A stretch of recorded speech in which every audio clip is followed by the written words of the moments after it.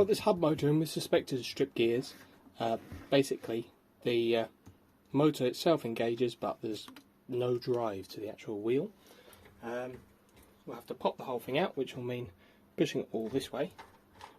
So, it's really handy for remembering which way the bolts all went.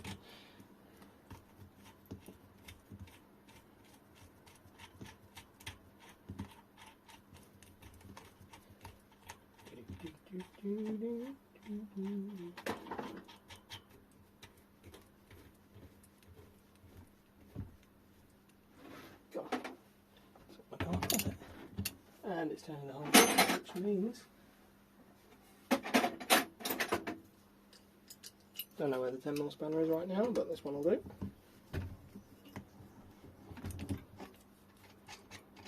And there's that.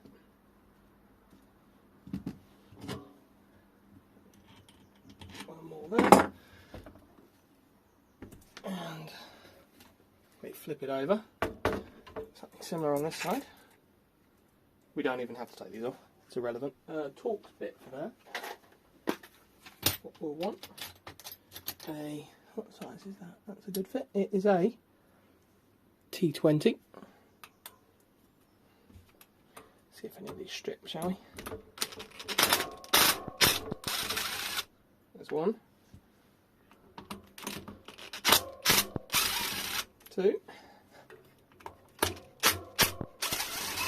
3.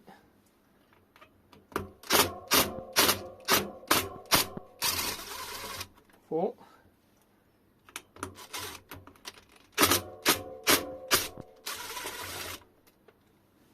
5. And this will be the one that strips out. Always the last one. Oh, not today.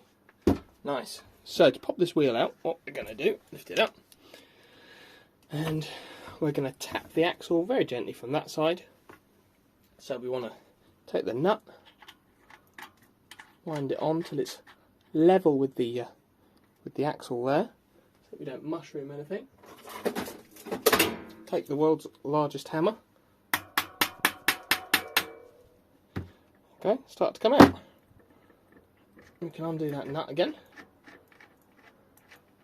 Place it all back in order, and it's all looking very shiny. Oh, the gears look all right. Interesting. Let's put that down there. So inside this looks lovely, clean.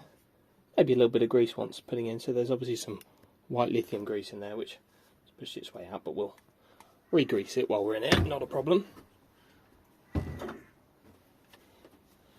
And with the motor itself, it's incredibly good condition there. Unless perhaps the clutch itself is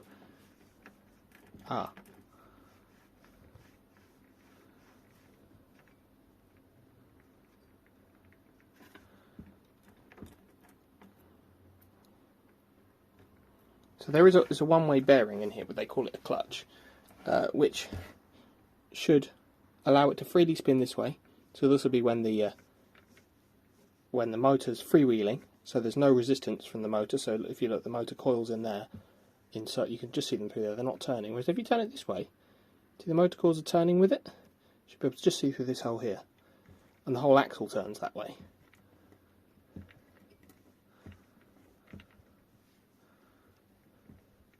But something odd is going on with it. The gears look fine. Don't look damaged. Maybe a touch there,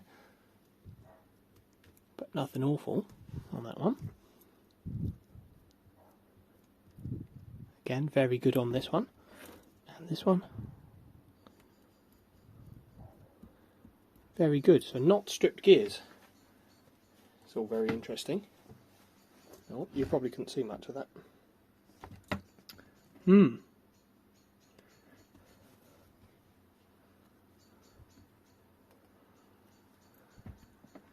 Why have we got drive one way and not the other way then?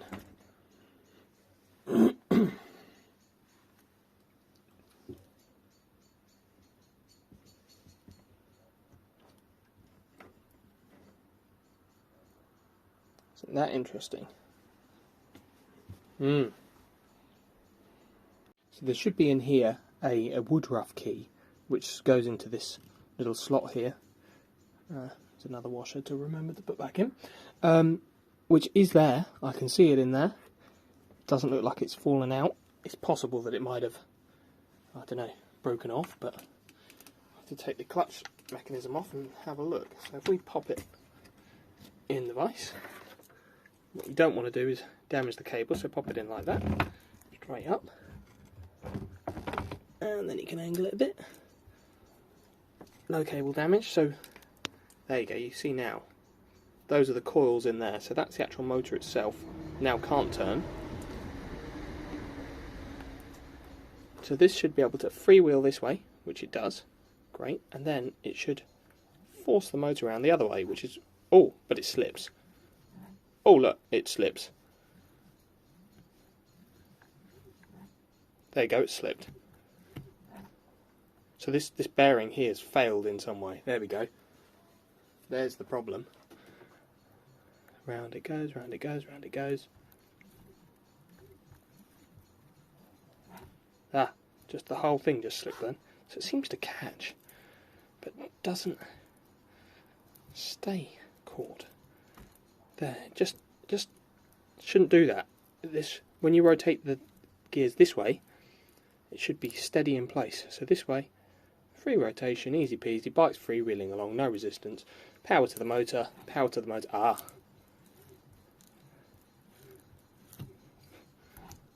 There you go, and it seems to slip. Classic case of no idea where I was. Somebody called, turned up, something like that. Anyway, this was turning both ways. It shouldn't be turning both ways. I want to remove it from the thing. So what we're going to do is just hope it pops up, because it's all fairly new. There you go, easy peasy. Nothing stuck. Get that off there. That's the woodruff key I was on about, which is still intact. But we're just going to take it out so that we don't lose it in cleaning. That holds everything on the shaft. And then we can put this. Oh, let's just make sure that all the screws are in here, because if the screws have disappeared, oh, delicious. That could be why. What I'm just going to wrap the rag around this screwdriver and then just. The screws very much look like they're still there. They are. Well, I'm in here wiping it now, so might as well finish.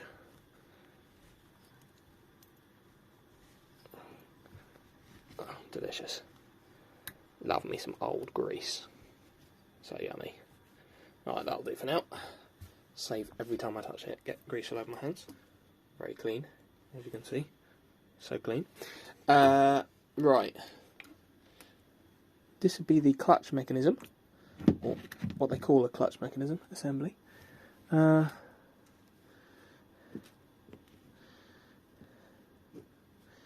if we can.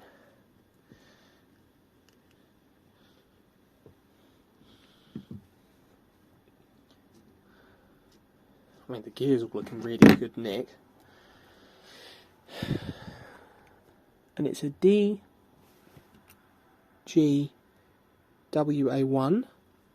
There's also L40-Z, and here we've got, can't see it of course, because there's grease everywhere, 18006. Who knows? What I'll do is just double check which way the bearing spins. Not to the left, but it does spin freely to the right. See if I've got a replacement in my drawer.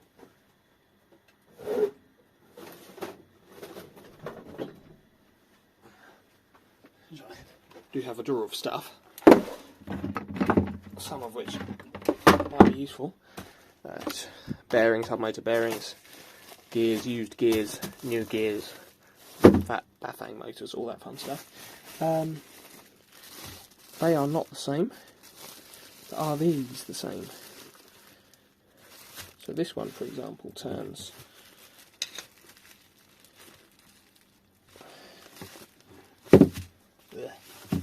gross.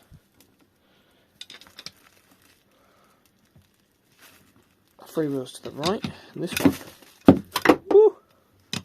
goes freely to the right, but that axle diameter is not the same. This is way too big. What else have we got? Way too big. Again, this is Bafang stuff. What's that? Way too big.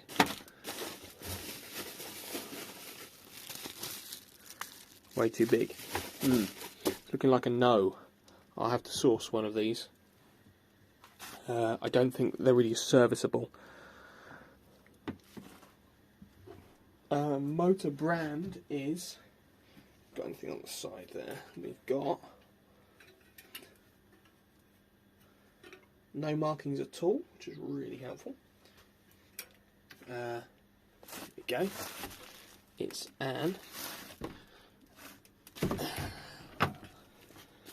so hard to fit.